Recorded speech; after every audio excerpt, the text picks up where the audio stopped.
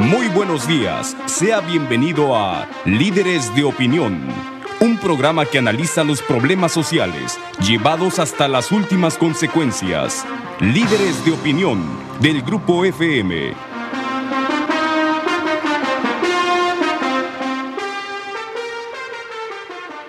Hola, ¿qué tal? Buenos días, bienvenidos a su programa Líderes de Opinión. Soy su servidor Francisco Ávila Camberos, conduciendo esta mañana el programa y comentándoles que tenemos hoy a un invitado especial, que es don José Luis Gómez Añudo.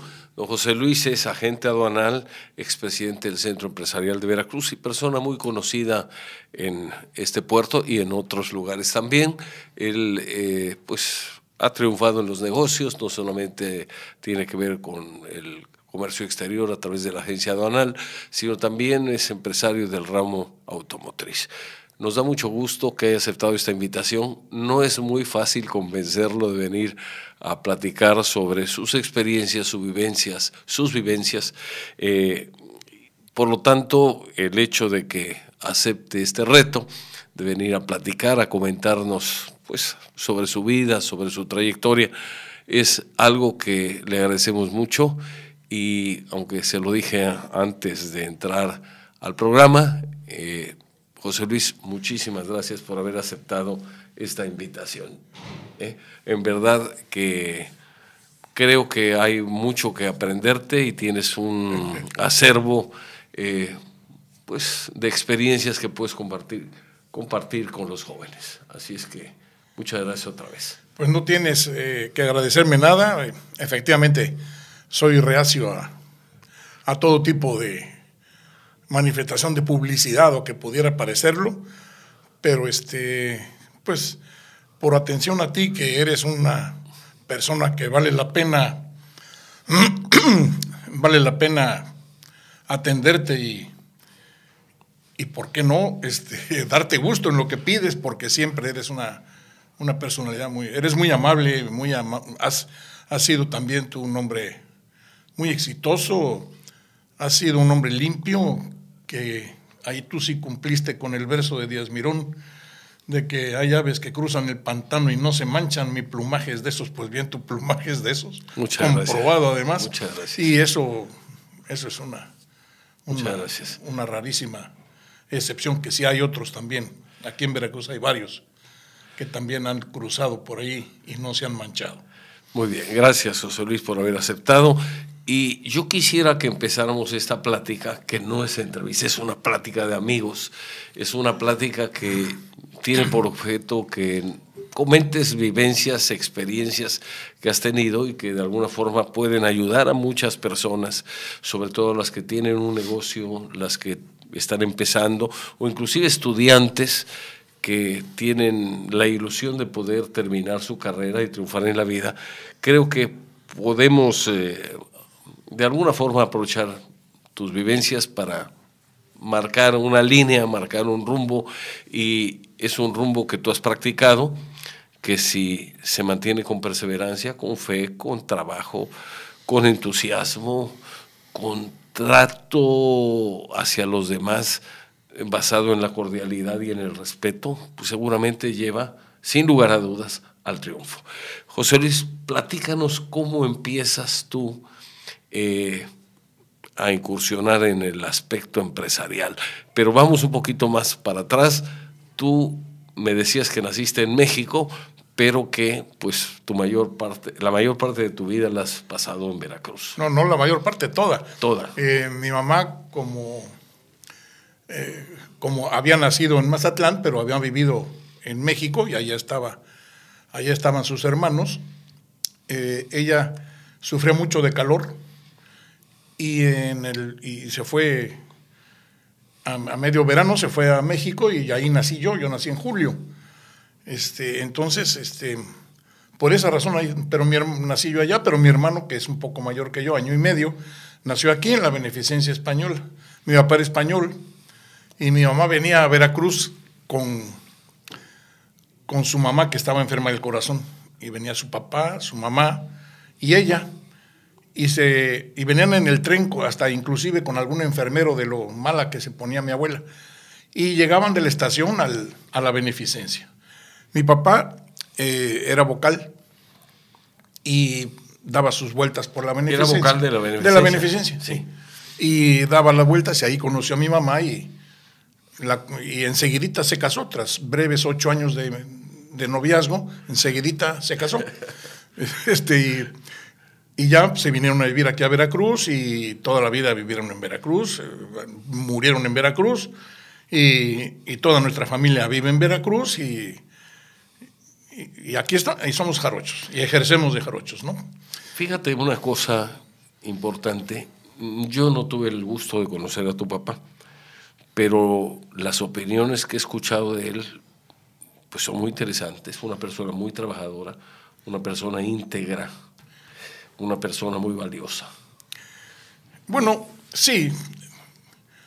Sí, era un hombre que vino muy chiquito de España, salió a los 16 años, pasó por Cuba 6 años trabajando ahí con unos tíos maternos, luego con sus tíos paternos se vino aquí a México. Los tíos tenían intereses en una agencia aduanal aquí en la ciudad y él, cuando estaba la situación terrible, él se hizo cargo de la parte de su participación social, que era un negocio que estaba totalmente arruinado por varios problemas. Y él y un socio, sobrino de la otra parte de los socios, de los dos viejos, siguieron con el negocio. Eran 2 chiquillos de 22 años cuando llegaron a trabajar ahí, los 2 de la misma edad, 22 años. Y pues se hicieron cargo de un negocio que no tenía más que 6 escritorios de madera, ¿no? Y ahí lucharon y salieron adelante y pues por eso no se casaba mi papá, porque él desde siempre le mandó mucho apoyo, todo el apoyo que podía. Cuando llegó a Cuba, lo primero que hizo, cuando cobró su primera quincena, fue mandarse la íntegra a su madre, ¿no? Y así siguió toda su vida. Toda su vida ayudó a su mamá, que sobrevivió a su papá, a su mamá, a sus hermanas, toda su vida. Y nunca se hizo mexicano, él era español. Y pues a mi hermano y a mí nos enseñó a ser tan mexicanos como él había sido español, ¿no? Igual. Y sí, era un hombre culto. Empezó a leer en Oaxaca cuando llegó de Cuba, llegó a Oaxaca. Y ahí, pues fíjate, de venir de aquella fertilidad, aquella hermosura de país, alegría y con una riqueza manifiesta, bullicio. Y venir aquí a Oaxaca con ese polvo y con esa sequía. Además no estaba en la ciudad, estaba en un rancho. Y le dio mucha tristeza y entonces su tío le dio a leer la Ilíada. Y ya de ahí hace cuenta que le dieron un pedazo a su bicicleta y que había bajada. No dejó de leer nunca dejó de leer. Leyó muchísimo y desarrolló una retentiva asombrosa, tenía una facilidad de retener caras y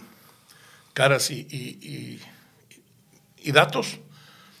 Y trabajó mucho, pero no le interesaba el dinero. A él el dinero debía de ser el dinero el resultante de algo positivo. A él le gustaba la relación con la clientela, con sus amigos o sus clientes, y alguna vez alguno nos dejaba de pagar, ¿no? Y nosotros, no, hay que ir a cobrarle. A ver, decía, ¿hace cuánto tiempo que es cliente de la casa? No, pues sí, tiene 15 años de ser cliente. Bueno, ya, no le cobres, él ya te pagará, que te siga dando negocios, pero no le cobres. Era una estrategia o una su manera de, claro, muy pues nos especial. decía, hombre, en 15 años te ha dado a ganar dinero, no le cobres, hombre, está bien, y si está mal, ya te pagará. Sí. No te queda de ver porque quiere. Había en esa época, yo creo que una conciencia más, bueno, pues así era, elevada, ¿no? sobre lo que es así era. Las deudas. Ahora quién sabe qué pasaría. Y nosotros nos quedamos pues con una, mi hermano y yo, que somos nada más 2, Ramón, mi hermano y yo, nos quedamos con esa mística de servicio, porque en la agencia aduanal es puro servicio. Ahí no hay ni compras ni vendes, nada más que tu persona, tu servicio y lo que puede ser de eficiente y de digno en el trato, ¿no? Y pues nos quedamos con esa mística, no solamente en el negocio aduanal, sino en los otros negocios que hemos emprendido por allí. Y nos ha ido bien. Hemos crecido con el país. Hemos trabajado duro, sí, hemos trabajado duro. No hemos hecho trampas, ni para adentro, ni para afuera, ni con la gente, ni a la gente. Y tenemos una buena familia, nuestros hijos ya están todos en los negocios, todos buenos muchachos. Y hemos tenido mucha suerte, mucha salud, que eso es suerte. Claro. Claro, también no hemos bebido en exceso, no hemos parrandeado en exceso, no hemos fumado, hemos hecho moderadamente, ninguno ha sido atleta, hemos hecho ejercicio moderado, yo más gordo que él, pero pues quizá como cosas que engordan más que él, pero pues él es mucho más organizado y más inteligente que yo, y él es mucho más emprendedor, más agudo. Yo soy más medroso para muchas cosas. Pero nos hemos complementado en la vida y ahí vamos, ¿no? Ahí vamos. En cuanto a la situación de haber crecido en los negocios, bueno, pues los negocios sí han crecido, pero el país ha crecido. Yo recuerdo cuando éramos chicos, había una publicidad que decía 20 millones de mexicanos no pueden estar equivocados. Creo que era de la cervecería Modelo. Sí. Y eran 20 millones de mexicanos que era lo que había en el país. Y hoy ya son 120 millones. Es decir, en 70 años, porque esa publicidad yo tendría 7, 8 años, esa publicidad pues ya se quintuplicó la población. Y desgraciadamente la infraestructura del país no se ha quintuplicado. El dinero lo ha habido, pero el dinero se ha escurrido entre las manos del pueblo. No le ha llegado a la infraestructura necesaria de este país. Mira, yo recuerdo la primera vez que pude ir a Europa. Era yo muy chamaco, 22 años tenía yo. Y fuimos unos primos, agarramos uno de esos viajes de 25 días, 40 países, ¿no? Sí. Te suben en un autobús. Dormir en el autobús. No, y no sabes, llega un momento en que no sabes en qué ciudad estás, pero pues era la forma que teníamos de poder ir, porque éramos unos chiquillos, no teníamos lana, ¿no? Pero las carreteras en España, los hoteles, inclusive en Francia, la mejor autopista que pasamos fue en Alemania, algunas autopistas en Alemania, pero en Francia las carreteras eran de angostas, los coches chicos, todos. En algunos lugares en Francia, cuando había una subida, se volvía de 3 carriles. Para dar margen a que... Y la raya te daba a que los de subida había 2 carriles y de bajada había 1. En un momento dado, para los que no estábamos hechos a eso, era muy peligroso, porque pues, cuando ibas de bajada no podías rebasar de ninguna manera. En España eran terribles las carreteras, eran terribles. Habían pavimentado los caminos de herradura, eran vuelta y vuelta, y si te tocaba un camión grandote adelante, que había muchos camiones muy, muy anchos, ¿no? Hacías promedios de 25, 30 kilómetros por hora. Entonces,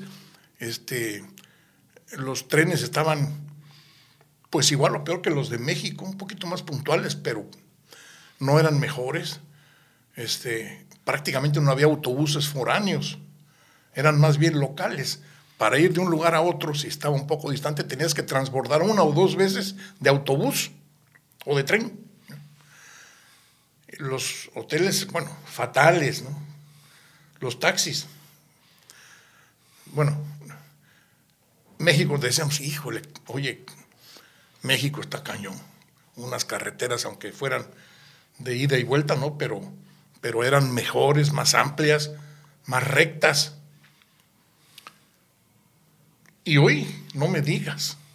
Seguimos con las mismas carreteras, pero con los baches nuevos. Y se invirtieron las cosas. Se invirtieron las carreteras que tienen en Europa. Terriblemente. Y la educación misma, la educación aquí ha ido para atrás. Tú ves lo que sabe un chiquillo que sale de primaria o de secundaria aquí en México y es terrible. En Europa tú ves los muchachos que salen de bachillerato y la verdad tienen una capacidad de aprendizaje que aquí no se les inculca. Aquí no se les inculca capacidad de aprendizaje, que es terrible, Entonces, pues así estamos, porque todo depende de la educación. Perdimos un poco el rumbo. Algo pasó y...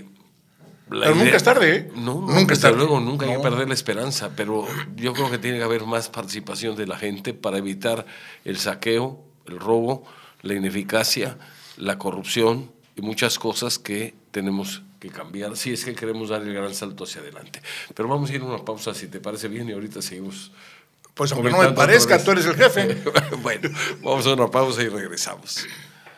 Continuamos en su programa Líderes de Opinión, platicando esta mañana con don José Luis Gómez Sañudo. José Luis, bueno, son muchas cosas las que tenemos que cambiar. Me da la impresión que perdimos el rumbo. Yo vengo de la escuela oficial y recuerdo que jamás en la primaria me quedé sin clases. Jamás hubo un día de huelga, jamás hubo la excusa de no ir a la escuela porque hacía mal tiempo, nunca. Entonces recuerdo muy bien a mis maestros, gente muy pulcra, muy culta, con una forma de ser que generaba mucho respeto e incluso veneración por parte de los alumnos. El maestro era un personaje en la ciudad o en el pueblo. Yo venía en esa época, cuando estudié la primaria, Coatepec tenía 20,000 habitantes, pero los maestros eran todos unos personajes, por su cultura, su educación, su pulcritud, impecables. Cuando un maestro se enfermaba, había siempre alguien que lo podía sustituir, la subdirectora. La subdirectora iba, en fin, preparación, puntualidad, escrupulosamente puntuales, y bueno, a mí me da mucha satisfacción recordar esto porque precisamente eso se daba en la escuela oficial. Ahora las cosas han cambiado. No quiere decir que todo en la educación esté mal, pero sí podemos decir que los resultados son lamentables en el sentido de que una gran mayoría de alumnos salen muy mal preparados. Ahora creo que la tendencia es no reprobar a nadie, entonces sale alguien de la primaria que no sabe ni sumar. Ya no lo pongamos a dividir, porque eso ya es más complicado. Pero, ¿cómo vamos a enfrentar, yo me pregunto, los retos de la globalización, donde estamos compitiendo realmente contra ciudadanos de otros países en cuanto a producir con eficiencia, producir con calidad, producir con bajos costos, para poder de alguna manera salir adelante en esta economía globalizada? Y aquí creo que tenemos la situación grave que se refiere al bajo nivel educativo que tenemos. ¿Tú querías comentar algo más sobre el tema educativo? Bueno, sí, adelante. Mira, yo guardo muy buenos recuerdos de aquí de mi maestro, don Edmundo Fentanes. Era una escuelita. Bueno, cuando estuvimos en México por la guerra, mi papá se fue a vivir a Laredo. Vivía a caballo entre Veracruz, México y Laredo. Entonces nosotros de Veracruz nos fuimos un año y medio así a Laredo, 2 años, y luego nos regresamos a México, porque pues mi papá estaba tanto en Laredo como en Veracruz y en México. Entonces nos quedamos en México, que era el punto intermedio. Y estuvimos ahí 3 años o 4. Y ahí fuimos al Instituto Patria, que estaba donde está hoy el Palacio de Hierro, el grandote, ahí en Polanco, en Colegio Pirurris, Y pues había salones de 30 alumnos con casillero, todos teníamos un pupitre que se levantaba. Bueno, una cosa muy avanzada para la época. Muy bien. No había elegancias, pero bien. Y venimos a Veracruz a la escuela de don Benito Fentanes y su hijo, don Edmundo. Y resulta que ahí vemos que había 3 salones para toda primaria. Una profesora daba clases en primero y en segundo. El profesor Marcial Morales daba clase en tercero y quinto, en el mismo salón, Y don Edmundo daba clase en cuarto y sexto. Yo entré a tercero, mi hermano entró a sexto. Y eran unas mesas largas, unas sillas hechas de 2 cajones, un cajón y un respaldo alto. Pero eso no tenía nada que ver contra lo que aprendimos. Yo, después de lo que aprendí ahí con don Edmundo, aprendí cosas ya colaterales, pero en lo básico ahí lo aprendí. Tanto con el profesor Morales como con don Edmundo. Para no hablar demasiado de esto, nada más les diré cuál era el examen de fin de año en sexto. Nos ponía a sacar porcentajes para aritmética. No recuerdo si puso alguna regla, alguna raíz cuadrada o alguna raíz cúbica, porque me hubiera tronado, ¿eh? Esa sí nunca le pude dar. A la cuadrada sí la saqué, pero la cúbica me dio mucho trabajo. Pero nos hacía sacar porcentajes, la regla de 3, simple, la regla de 3 compuesta. Y en español, que era su fuerte, porque don Benito era académico de la lengua y además dominaba el español perfectamente y hacía ejercicios para la ortografía y nos ponían a escribir bien. Uno de ellos que me acuerdo mucho era: vaya, vaya con la yegua, vaya que brincó la valla. Y ahora escríbelo. Y sin faltas de ortografía. Entonces, pero a fin de año, en sexto, el examen era eso que te digo. Luego a mí me tocó decir 3 ríos de 3 países de Europa. Esa fue la ficha que saqué para geografía. Y nos dictaba una carta de negocios. Y él te la dictaba de corrido.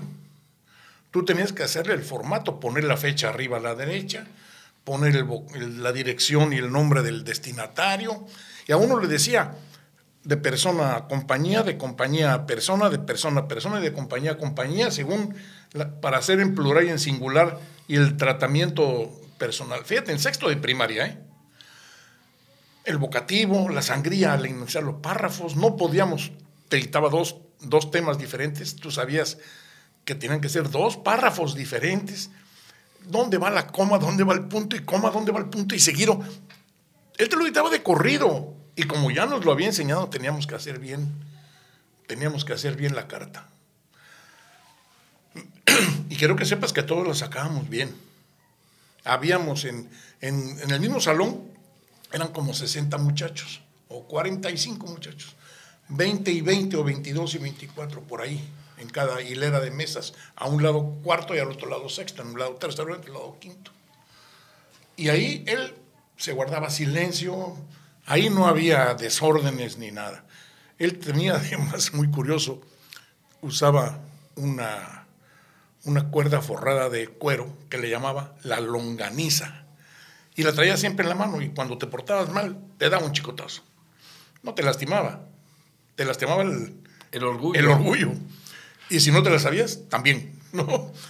Y en alguna ocasión fue el papá de un chiquillo a decirle: fíjese usted que usted no le vuelve a... No, desde luego que no. Fulano, tus cosas, te vas con tu papá para su casa. Porque ahí mandaba él. Ahí educaba él. Y luego, bueno, él decía: yo aquí no educo, yo aquí instruyo. La educación es en casa. La educación se mama en la casa. Aquí vienes a instruirte, pero educado vienes. Y además era muy bueno para poner apodos, don Edmundo. Era un hombre de Cosamaloapan, muy gracioso, muy célebre, tenía un humor sarcástico muy afinado, te digo, bueno para poner apodos. Pero un gran maestro.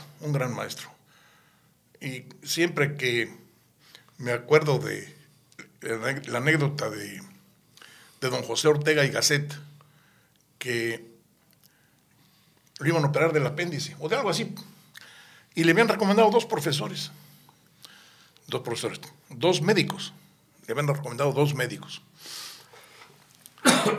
Y dijo: bueno, para decidirme tengo que hablar con ellos por separado. Habló con uno, habló con el otro y dice: fulano. Y le pregunta a uno de sus alumnos o de sus compañeros de trabajo: ¿y por qué se decide usted por fulano?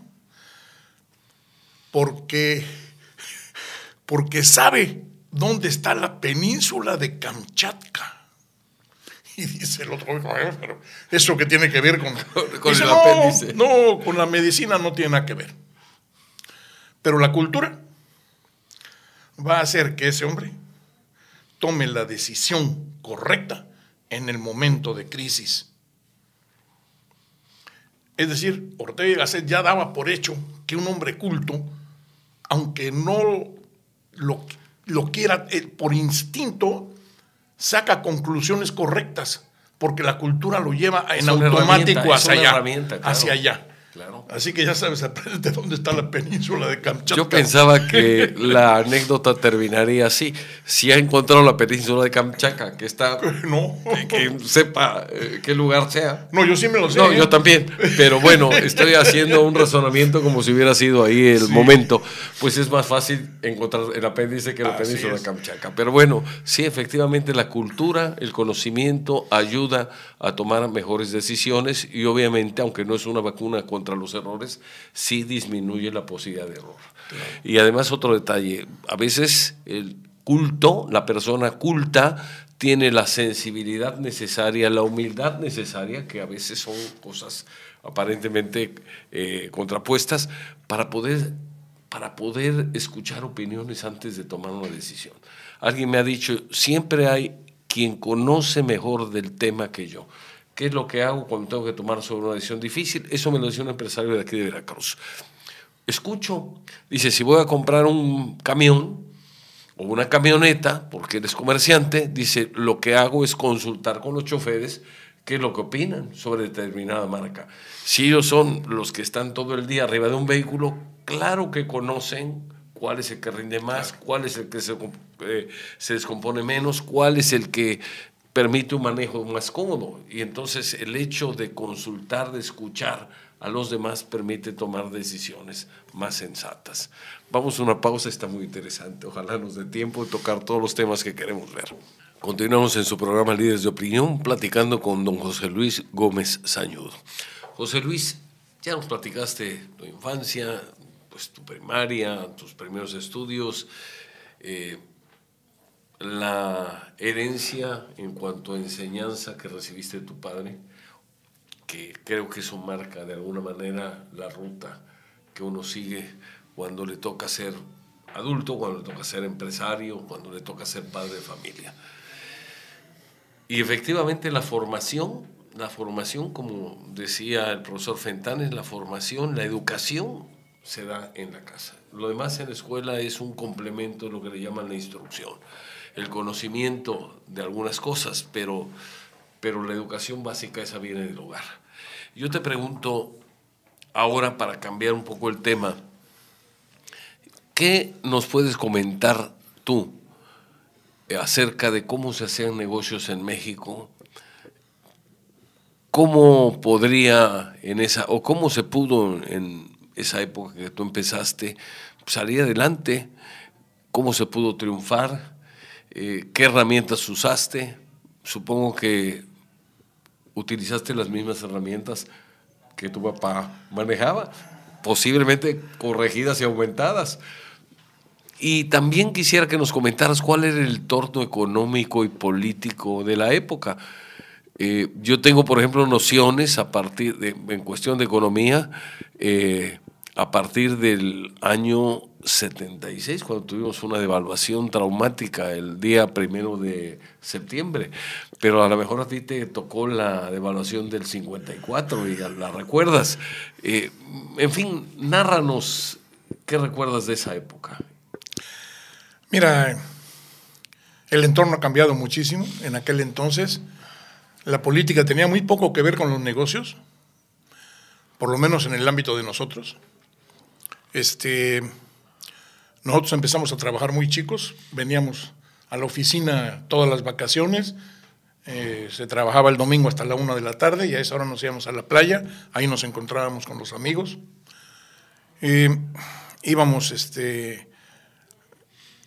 a dejar las cartas al tren, porque pues no había, después ya se empezó a funcionar la mensajería del ADO y se mandaban los papeles importantes se mandaban por el ADO. Todavía el correo funcionaba. Hoy es una vergüenza. Ahí está una demostración de que los gobiernos, en México, por lo menos en México, porque yo sé que en otros lugares del mundo el correo sigue funcionando. Pero en México es el colmo que ni el correo manejan los políticos. ¿Cómo va a ser que esa es una muestra de que la prueba es de que los políticos deben dedicarse a la política, no a manejar negocios? El correo es un negocio, pero es un negocio que ya hoy lo manejan las empresas de mensajería. Pero el correo debería de seguir funcionando. El correo debió haber adoptado los sistemas para poder seguir funcionando como funcionó antes. Bueno, el trabajo era mucho más sencillo quizá, había menos complicaciones, aunque pues no había los apoyos de la cibernética, pero el trabajo era menor, las cosas eran mucho más sencillos, se trabajaba mucho menos. El país ha ido creciendo y nosotros tuvimos la facultad de poder ir creciendo con el ritmo del negocio. Y el trato antes era mucho más personal. Los proveedores durábamos muchísimo tiempo con la clientela en general, lo mismo en un taller que en un negocio de agencia aduanal o de una tienda de abarrotes inclusive. El trato era muy personal. Y eso es lo que hemos visto, que se ha despersonalizado la relación comercial. Hoy es a costos y están los buitres ahí arriba viendo a ver cómo te machetean tus ingresos, exigiéndote más datos, más informaciones y reducciones de costos que muchas veces pues son muy difíciles de otorgar, pero hay que ver cómo le haces, ¿no? Exigen muchísima más preparación.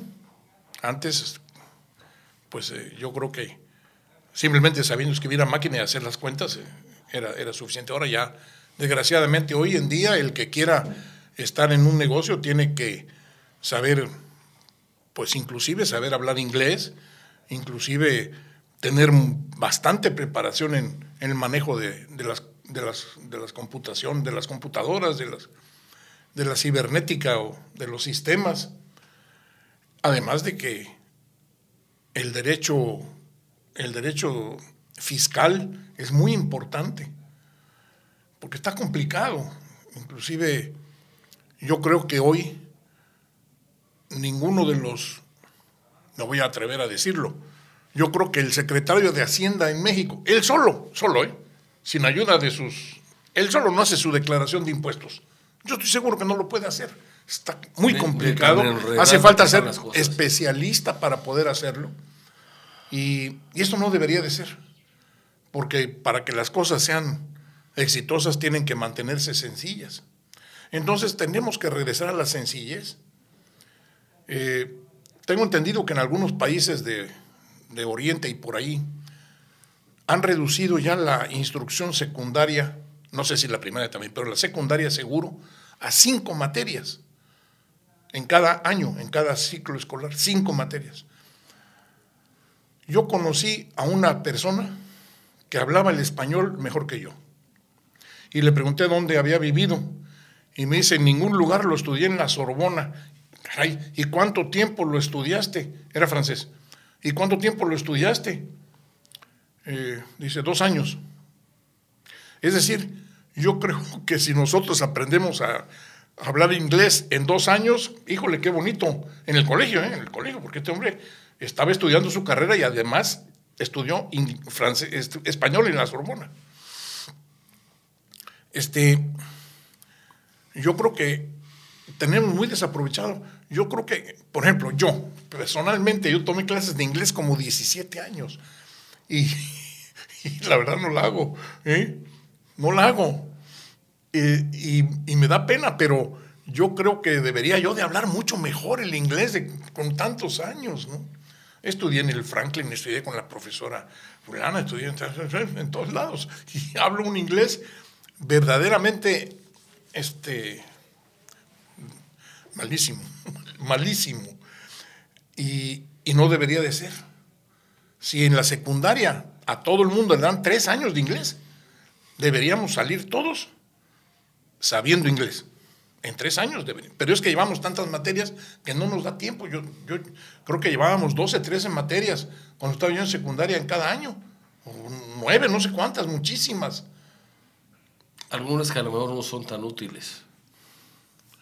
Bueno, me daban taquigrafía, que hoy imagínate, pero eso es culpa del tiempo. Eso no tiene nada que ver, ¿no? Ojalá yo hubiera aprendido a escribir bien en taquigrafía, tampoco aprendí bien en taquigrafía. Entonces,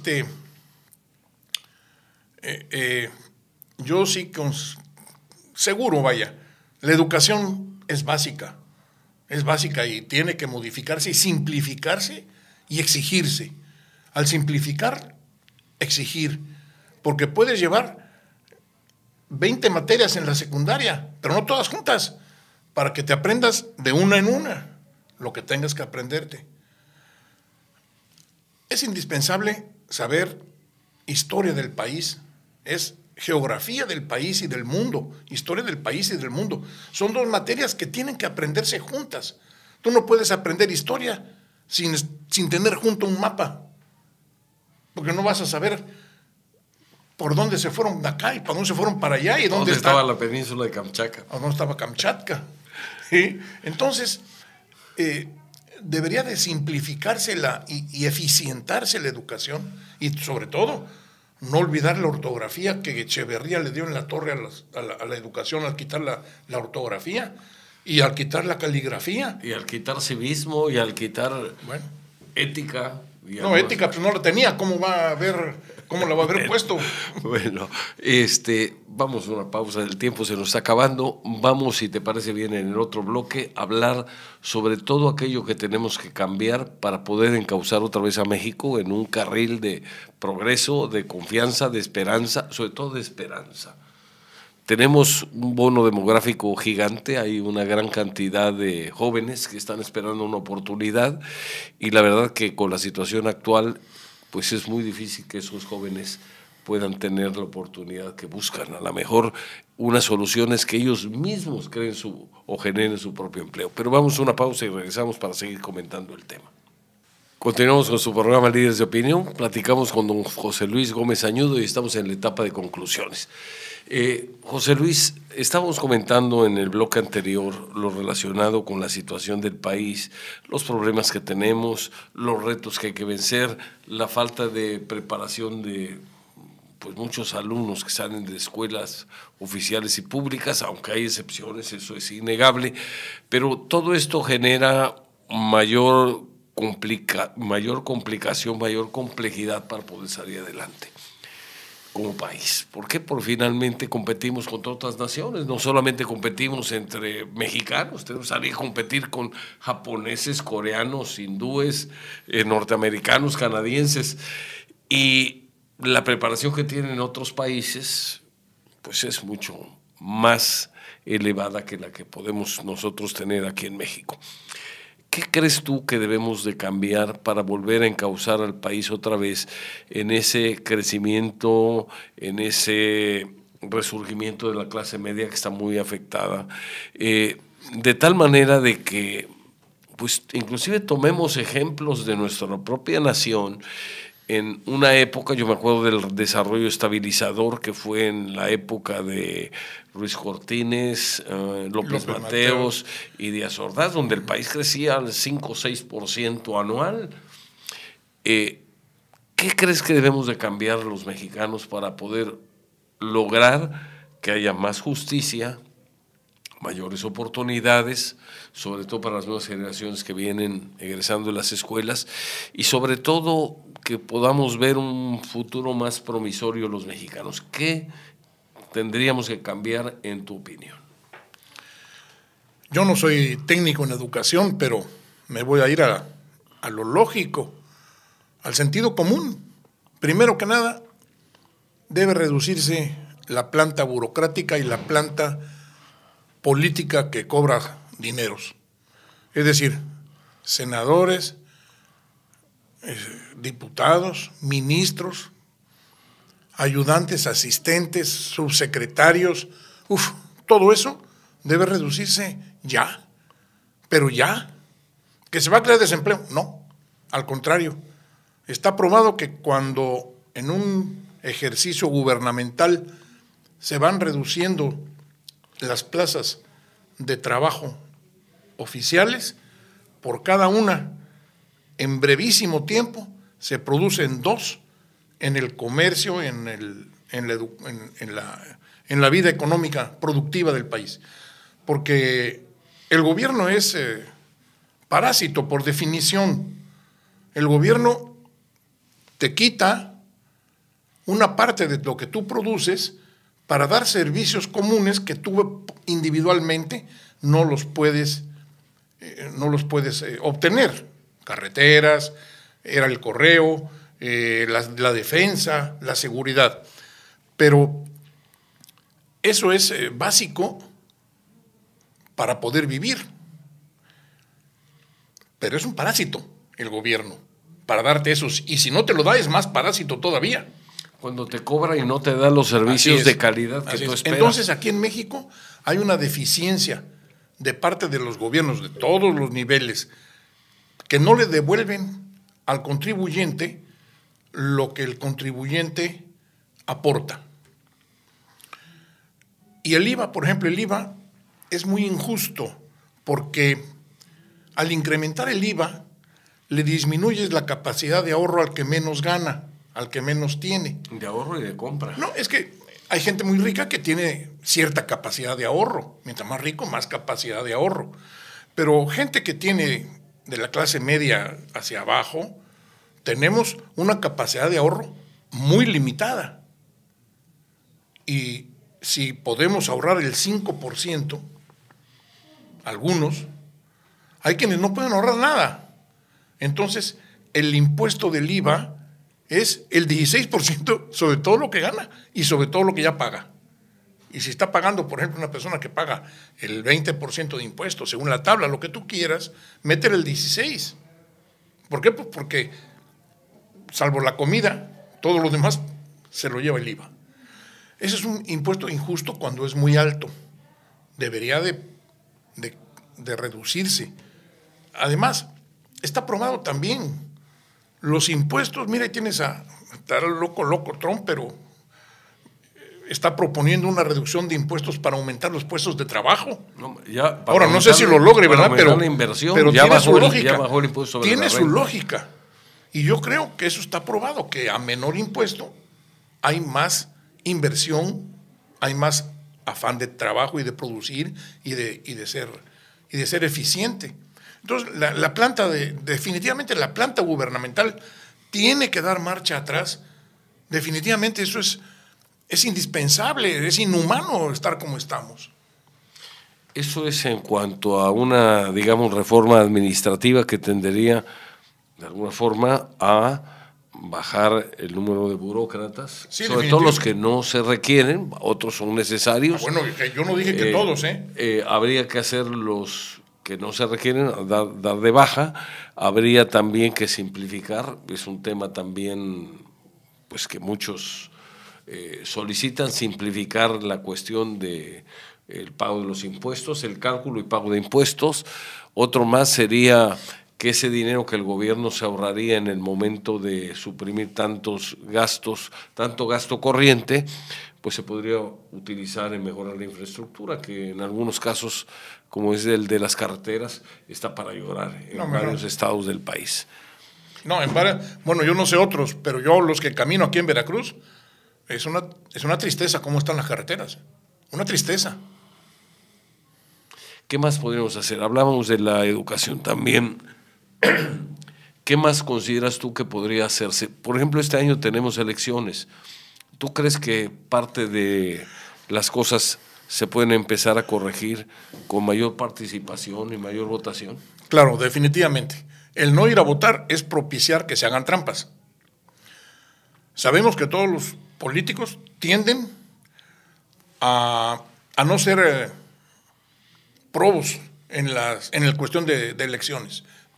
De una forma o de otra, empujan para que ganen sus partidos. Y es tristísimo, porque debía de ser muy claro, pero no lo son. Pero, por ejemplo, ahorita tenemos 3 candidatos básicamente, porque Margarita Zavala pues tiene un porcentaje reducidísimo, yo no creo que tenga ella ninguna esperanza de llegar a prevalecer. El PRI está muy desprestigiado, pero está haciendo todo lo posible por quedar en segundo lugar combatiendo a Anaya. Ando de azul, tú serás panista, pero yo no, yo no soy panista.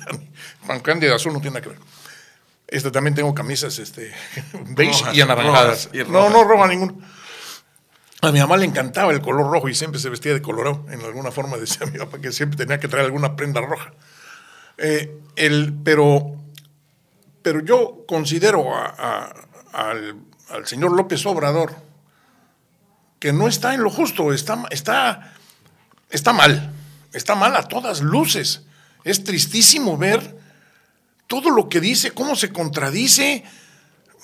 En fin, para mí no es el hombre adecuado, pero ni remotamente para manejar. Bueno, yo no le daba a manejar un estanquillo. Un estanquillo, no sé, yo, porque me va a fregar.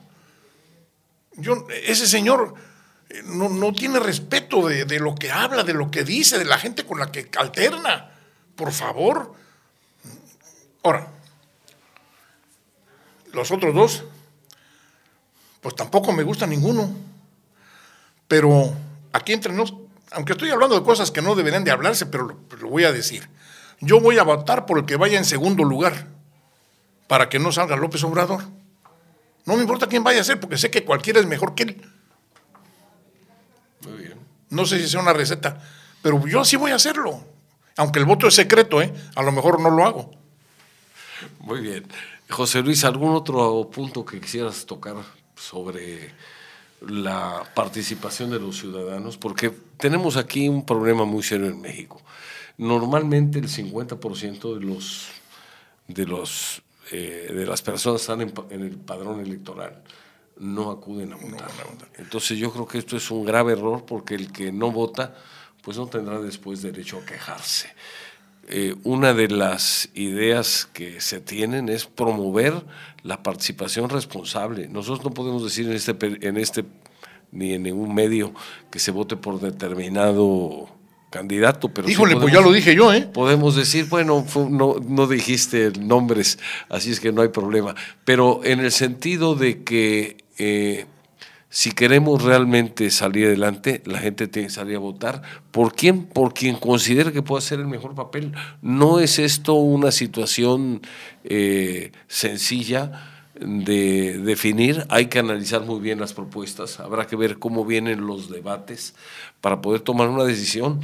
Y algunos me dicen, es que no veo ninguno con capacidad de liderazgo, ni veo a alguno con capacidad de poder sacar adelante al país ante tantos retos que tiene. Muy bien, pues si esa es la visión de esa persona, de ese ciudadano, pues que vote por el menos malo. Yo sé que esto es algo complicado, pero no podemos dejar de participar. Tenemos que votar y tenemos que hacerlo de la manera más responsable que se pueda hacer, porque estamos poniendo en juego el futuro de este país.